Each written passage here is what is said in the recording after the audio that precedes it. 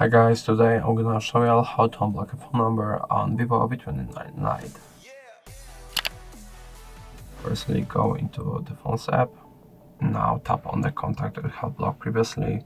As you can see, Bobby Singer is blocked.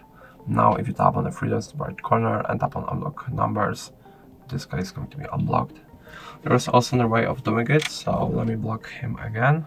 Just to show you how the other way works. Block numbers, block. Now let's go back into contacts, and while you're in contacts, tap on the three dots to the right corner, settings, blocked numbers.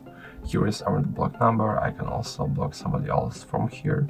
And then if you'd like to unblock somebody, you can just tap X, which is next to the phone number. So yeah, just like this. And that's going to be all. If I helped you, please leave a like and subscribe. And if you have any more questions, let us know in the comments.